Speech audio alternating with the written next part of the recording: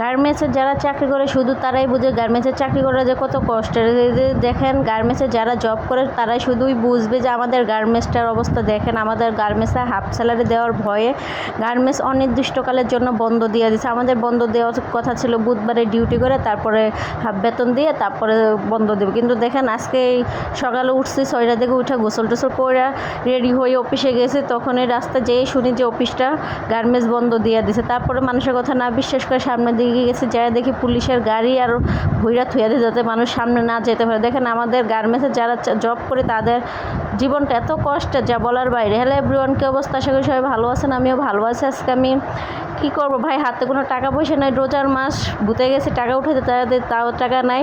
তারপরে ভাবলাম যে ঘরে তো পানি ভাত আছে আর ডিম ভাজা করে আর করলা ভাজি করবো, সেটাই দিয়ে আজকে ইফতারি করা হয়ে যাবে। বেচালার মানুষ যখন যা পায় তখন তাই খায়, হাতে যেহেতু টাকা নেই, ভূতও টাকা নেই আর স্যালারিও দেয় নাই, সেজন্য এখন একটু কষ্ট করে চলা লাগবে।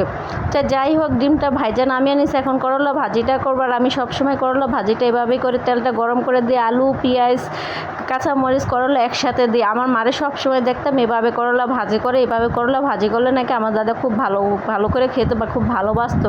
তো এখন পরিমাণ মতো লবণ দিয়ে দিছে, হলুদ দিয়ে দিছে, আর এখানে এভাবেই ভাজবো, কোনো ঢাকনা দিব না কারো।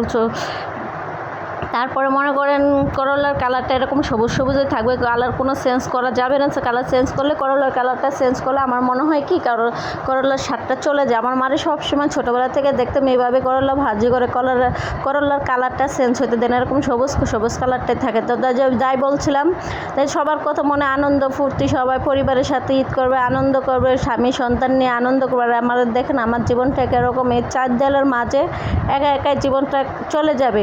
বেশিরভাগ ক্ষেত্রে আমার জীবনের ঈদগুলো আমি কোনো সময় কারোর সাথে আনন্দ উপভোগ করে কাটাতে পারি না। সব সময় কষ্টের ভিতরে চার দেয়ালের মাঝে শুধু দু চোখের পানি ঝরানো ছাড়ার কোনো উপায় থাকে না।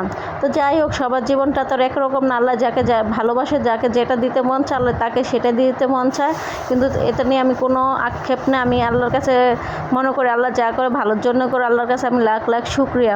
সবার জীবনে তো একরকম থাকে না, সবাই যদি সুখে থাকে তাহলে কষ্ট থাকবে কেন? সেজন্য আমার মতো যারা আছে তারা শুধু এই সিচুয়েশনেই থাকবে। তো গার্মেন্টস জীবনটা এরকম একটা জীবন যা বলার বাইরে। অনেকে গার্মেন্টস জীবনটাকে পছন্দ করে না ভাই। গার্মেন্টস জীবনটা এরকম একটা জীবন, একটা জেলখানার মতো। আপনি ইচ্ছাকৃতভাবে ঢুকতে পারবেন, কিন্তু আপনার ইচ্ছাকৃতভাবে আপনি বের হতে পারবেন না অন্যজনের কথা ছাড়া।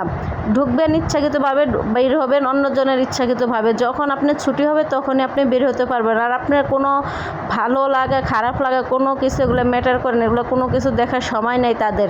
তো কথা বলতে বলতে ভাজিটা হয়ে গেছে, ডিম ভাজিটা হয়ে গেছে। আজকের ভিডিওটা এই পর্যন্তই। আল্লাহ হাফেজ।